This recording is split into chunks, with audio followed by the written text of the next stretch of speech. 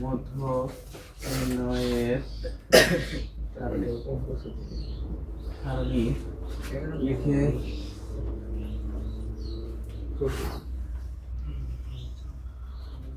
এক নম্বর আছে প্রাপ্ত নম্বর, তাই তো? এটা হচ্ছে প্রাপ্ত নম্বর, গণসংখ্যা,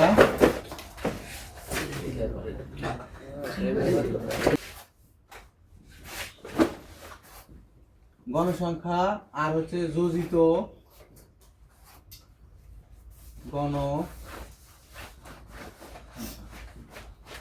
কয়টা ঘর হবে? তিনটে ঘর হবে। একটা হচ্ছে প্রাপ্ত নম্বর গণসংখ্যা, যোজিত গণসংখ্যা বা ক্রমযোজিত গণসংখ্যা, যে কোনো একটা কথা লিখলেও হবে। এখন প্রথমে প্রাপ্ত নম্বর কত আছে দেখো, 45। গণসংখ্যা আছে কয়জন? মানে পরীক্ষাতে যে 45 মার্ক ছিল, গণসংখ্যা ছিল কয়জনের? 3 জন পাইছে। তারপরে কত আছে দেখো তো, 50 মার্ক পাইছে কয়জন? 2 জন। এরপরে আছে কত? 60 মার্ক পাইছে কয়জন? 5। এরপরে আছে কত? 65 পেয়েছে 4 জন।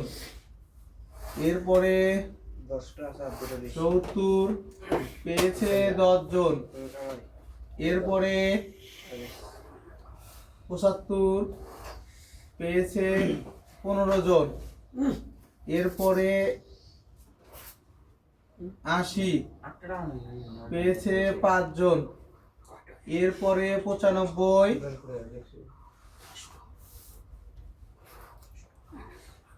80 পরে 90 পেয়েছে 3 জন। এরপরে 95 পেয়েছে কত? 2 জন।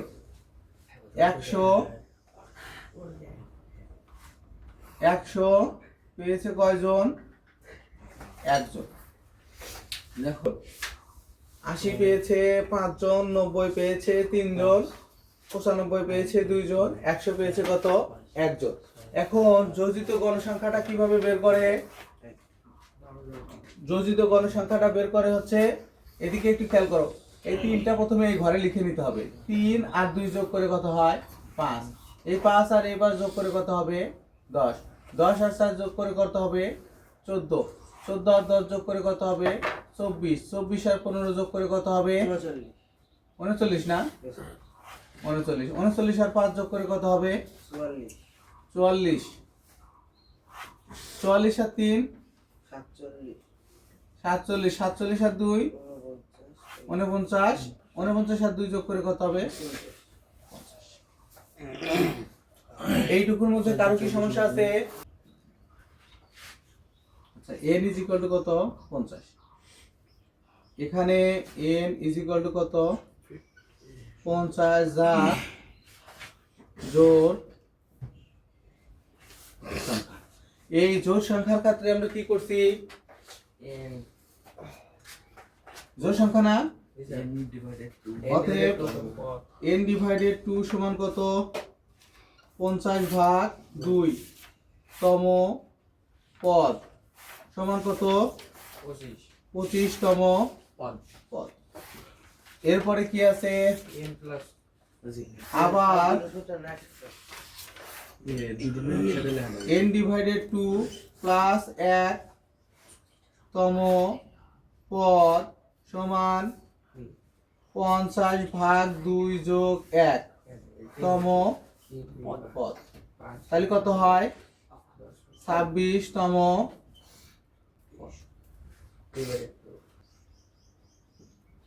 মধ্য ইজ ইকুয়াল টু 25 তম পদ যোগ 26 তম পদ ভাগ কত? 45 এর নাম্বারে এখানে 1 থেকে 3 পর্যন্ত আছে, তাই তো? এখানে আছে কত? 4 থেকে 5 পর্যন্ত। এখানে আছে 6 থেকে 10 পর্যন্ত। আছে? এর মধ্যেই আছে না? 1 থেকে 45 বলছে মানে কি 1 থেকে 3 পর্যন্ত ওর মধ্যে আছে, তার আগের গুলো আছে কি না? তারপরে দেখো এর এর মধ্যে আছে কত? 4 থেকে 5 পর্যন্ত কিন্তু। তারপরে এর মধ্যে আছে 6 থেকে 10 পর্যন্ত। এর মধ্যে কত আছে? এই 13 না, 11 থেকে 14 পর্যন্ত। এর মধ্যে কত আছে? 15 থেকে 24। তাহলে আমার কি পাইলাম? 25তম পদ পাচ্ছি, পাই নাই। এই যে এর মধ্যে আছে কত? 25তম পদ। এখানে আছে কত? 25 থেকে কত পর্যন্ত আছে দেখো তো? 39। 39। তাহলে 25 থেকে 39 পর্যন্ত আছে। তাহলে আমার মধ্যক নির্ণয়ের জন্য কোনটা নিতে হবে দেখো তো?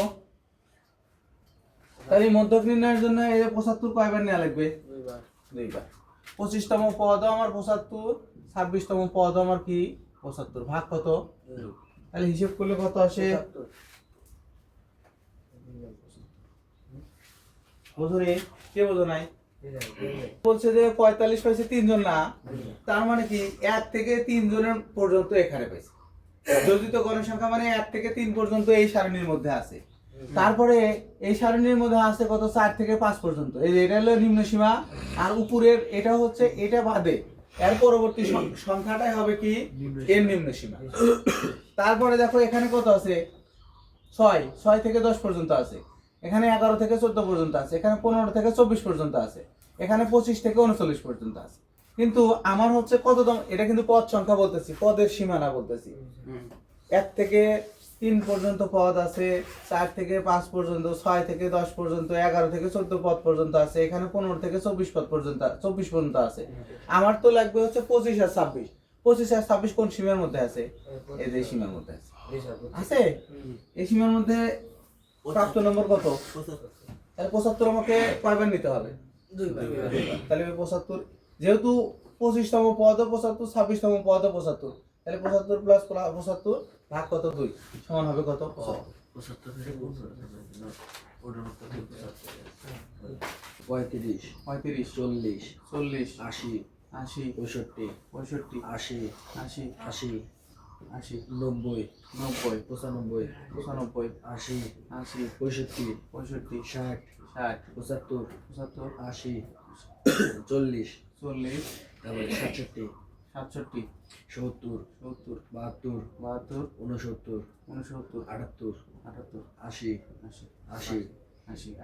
78, 80, 85, 75, 75, 75, 88, 93, 93 না? তারপরে 80, 75, 85। আচ্ছা দেখো তো কয়টা আছে? 3 তিরিকে 3, 3 6, 7টা, 4 7 28, 29, 30টাও করতে আছে, তাই না? পরীক্ষাতে আমরা যখন একাধিক, ধরো যে খাতায় 2টা লাইন হবে, তখন আমরা উপরের লাইনে একটা নির্দিষ্ট সংখ্যা লিখবো, তার নিচে নিচেই আমি সংখ্যাগুলো লিখে যাব। কারণ কোনো কারণে যদি তোমার একটা সংখ্যা মিস হয়ে যায়, তুমি এটা দেখলেই বুঝতে পারবে। যেমন আমার এখানে 30টা আছে, দেখো আমি গুনতেছি 4 7 28 7 দিয়ে কত 30। কিন্তু তুমি যদি এক লাইনে লিখছো 12টা, আর এক লাইনে 10টা, আর এক লাইনে 7টা, এরকম করে যদি লেখো, তাহলে কিন্তু পরে ভুল হলে কিন্তু আর খুঁজে পাবে না। এটা কিন্তু বুদ্ধিমানের কাজ। তুমি কি করবে? উপাত্তগুলো উপরে যদি 5টা লেখো, নিচে 5টা, এরকম করে 2 লাইন যেহেতু লিখতে হবে, এক লাইনে কি আটবে না। তাহলে 2 লাইন 3 লাইন যাই হোক না কেন, প্রথম লাইনে যদি তুমি 5টা লেখো ফাঁকা ফাঁকা করে, পরের লাইনে 5টা, তারপরের লাইনে কি করবে? 5টা করবে। এখন আমি এর নিম্ন সীমা দেখতেছি 35 মনে হয় আছে নাকি? আছে? আচ্ছা, এখন আমি এরকম করে একটা ছোট সলভ করে নিব। ধরো সাপোজ এখানে কত, যে 30 থেকে আছে কত? 40, তাই তো? 40 থেকে আছে কত? 40 থেকে আছে কত? 50, 50 থেকে আছে কত? 60 থেকে আছে 51। আচ্ছা 41 থেকে লিখি, তাহলে এখানে 51 থেকে কত আছে? 60। এখানে কত আছে? 61 থেকে কত আছে? 70। তাহলে এখানে কত আছে? 71 থেকে 80। এখানে 81 থেকে 90। আর কি আছে? 90 চেয়ে বড় আছে? আচ্ছা তাহলে 90 আছে, তাহলে আর এক ঘরে একটু বড় করে নিলাম। তাহলে 91 থেকে কত আছে? 100 পর্যন্ত লিখি। এটা আমরা অন্য জায়গায় করে নিব। হ্যাঁ 31 লেখা যাবে, কোনো সমস্যা নাই। এটা আমার অন্য জায়গায় রাখ খাতা, বুঝছো? যে আমি এরকম করে লিখছিলাম। এখন আমার তো সংখ্যার মানের ক্রম অনুসারে সাজাবো, তাই না? তাহলে প্রথমে আমি 75 কাটবো। 75 কাটে কোথায় বসে দেখো তো? এই যে ঘরের মাঝামাঝি জায়গায় 75 বসে। তারপরে আছে 35, 35 এই ঘরের মাঝামাঝি জায়গায় বসে। 40 এই ঘরের শেষে বসে, দেখছো? 80 এই ঘরের কোথায়? শেষে বসে। তারপরে 65 কোথায় আছে? এই ঘরের মাঝামাঝি বসে নাকি? তারপরে কত আছে? 80 আছে, এই যে এখানে বসে। তারপরে 80 আছে, এই যে এখানে বসে, লিখছি। তারপরে 90 আছে, 90 কোথায়? এই ঘরের শেষে বসে নাকি? তারপরে 95 আছে, এখানে কোথায় বসবে? এখানে বসবে। তারপরে 80 আছে, এই যে 80 এখানে বসবে। সমস্যা নাই, আমি তো এরকম করে লিখতেছি, উপরে নিচে সাইডে বামে লিখে করা যায়। 65 আছে কোথায়? এই যে এখানে। তারপরে দেখো তো 60 আছে কোথায়? তারপরে 75 আছে কোথায়? এই যে এখানে। তারপরে 80 আছে কোথায়? এই যে এখানে। তারপরে 40 আছে কোথায়? এই যে এখানে। তারপরে 67 আছে কোথায়? এই যে এখানে। তারপরে 70 আছে কোথায়? তারপরে 72 আছে কোথায়? এই পেছাল করো না রে। তারপরে কত হবে? 70, 78, তারপরে 80 আছে, তারপরে আছে 80, তারপরে 65, 75 আছে এগুলো, 75। তারপর 88 কোথায় হবে? এখানে মাঝামাঝি জায়গায় নাকি? তারপরে 93 এখানে আছে। তারপরে 80 এখানে বলবে। তারপরে কত? 75, 65 কোথায় হবে? দেখো তো আমার মানগুলো এখন সিরিয়ালি লিখলে হবে। 35, 40, 40, 65, 60, 65, 65, 65, 69, 69, 70, 72, 75, 75, 75, 75, 78, 80, 80, 80, 80, এভাবে লিখলে দেখবে যে কয়টা হবে? 30টা হবে। এখন এর মধ্যে সবচেয়ে কোন সংখ্যাটা কি আছে? প্রচুরক না? প্রচুরক সবচেয়ে বেশি আছে কত? 80।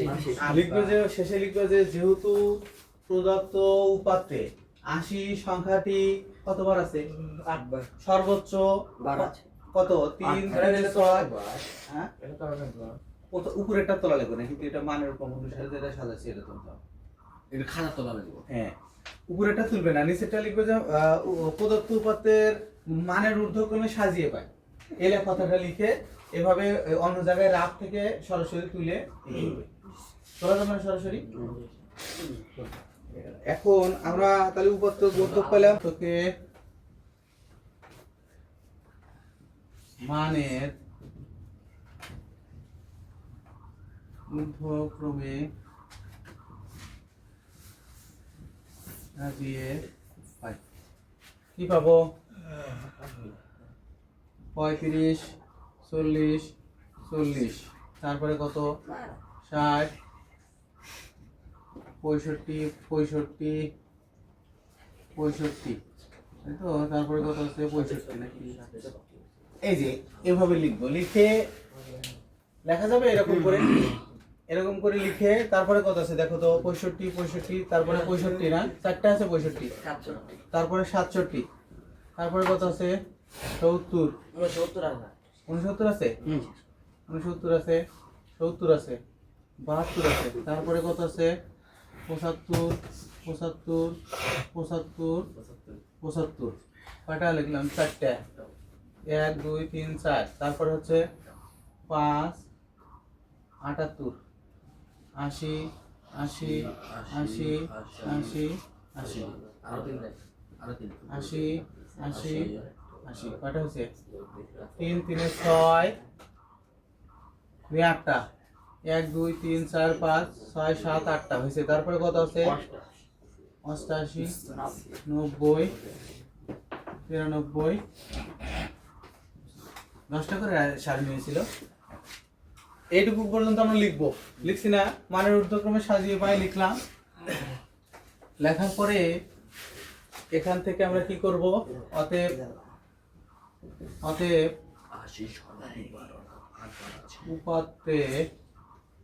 উপাত্তে 80 সংখ্যাটি সর্বোচ্চ কতবার আছে? 8 বার আছে। অতএব প্রচুরক কত? তোলা লাগলে তুলে আছে হচ্ছে 72, 85, 88, 78, 84, 84, 84, 78, 78 85 না 75 75 তারপরে 69 69 67 67 88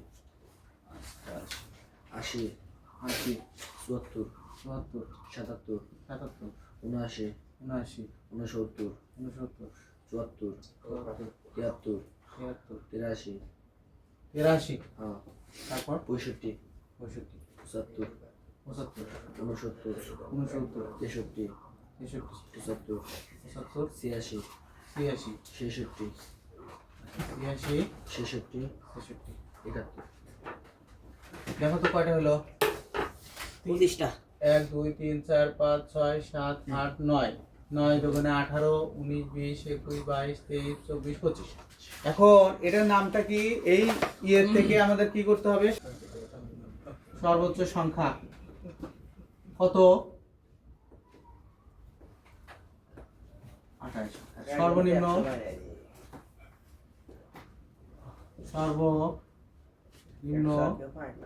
সংখ্যা কত 63 না অতএব পরিসর কত হবে -63 যোগ কত 1 হিসেব করলে কত আসে 26 26 অতএব শ্রেণী ব্যাপ্তি 5 ধরে শ্রেণী সংখ্যা সমান কত হবে এই যে 26 ভাগ কত 5 তাহলে হচ্ছে 5 5 25 1 5.2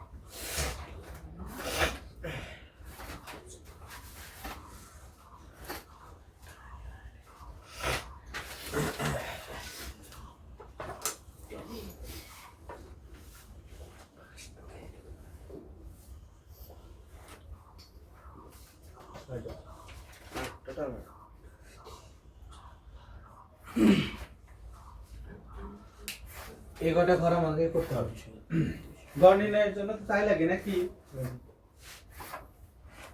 এই ছকের উপর দিয়ে একটা লিখো যে গাণিতিক গড় নির্ণয়ের সারণী এটা একটু লিখো তো মানে কি বলছে গাণিতিক গড় নির্ণয়ের সারণী এর উপর দিয়ে 65 থেকে 65 67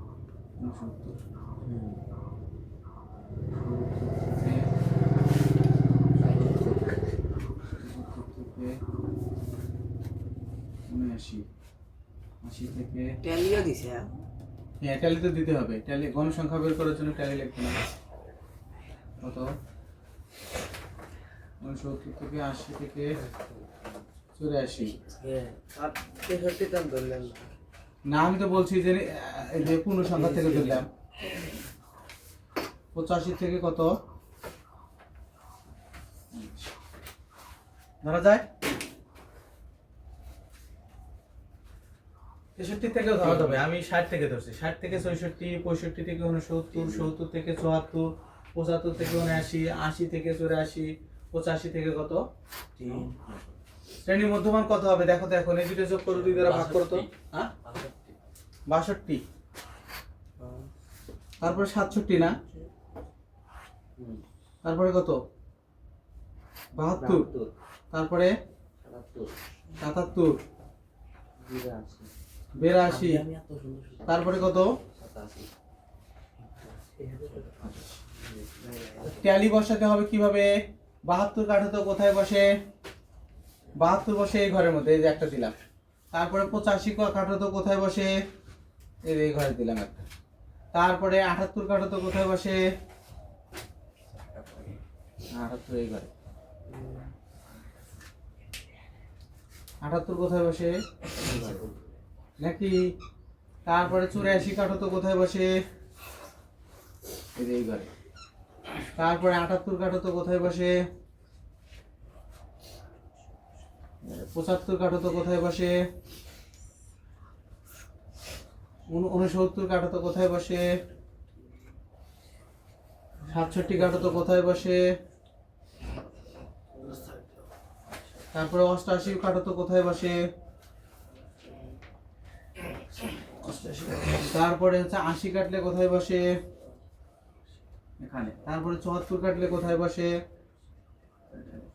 77 কাটলে কোথায় বসে? তারপরে 69 কাটলে কোথায় বসে? তারপরে 74 কাটলে কোথায় বসে? 73 কাটলে কোথায় বসে? 83 কাটলে কোথায় বসে? 65 কাটলে কোথায় বসে? তারপরে হচ্ছে 75 কাটলে কোথায় বসে? 69 কাটলে কোথায় বসে?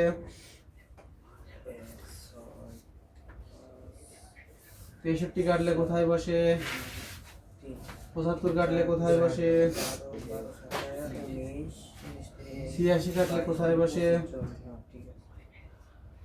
এখানে 66 কাটলে কোথায় বসে?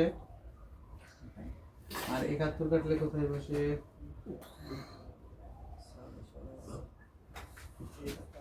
তাহলে হচ্ছে গণসংখ্যা 1, 6, 5,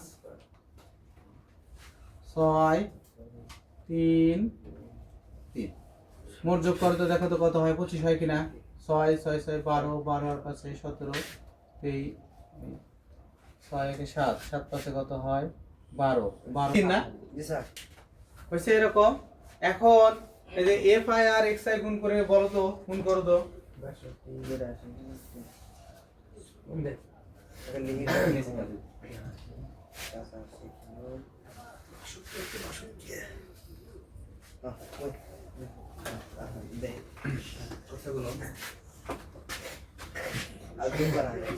এই জমজম করো না। 402, 350 না 60 লিখছ?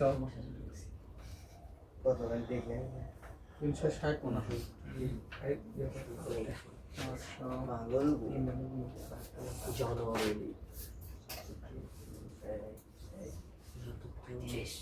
মোট কত হয় দেখো তো?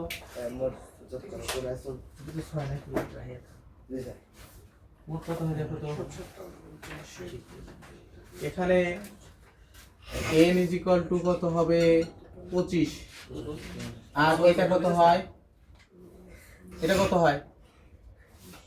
Summation of F I x I কত হয়? হ্যাঁ কত স্যার?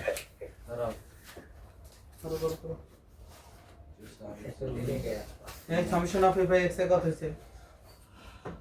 হরি 1870।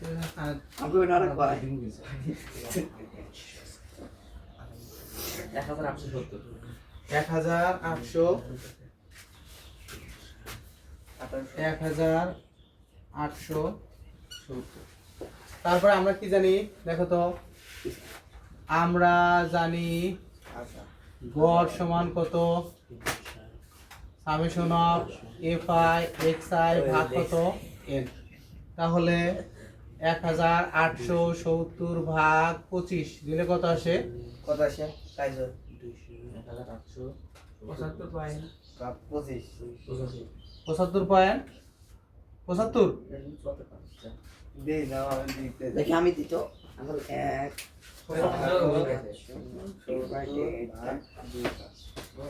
চুয়াত্তর বাই না 74.8 ও ভাই 74.8 না হ্যাঁ আমারটা তো তাই 74.8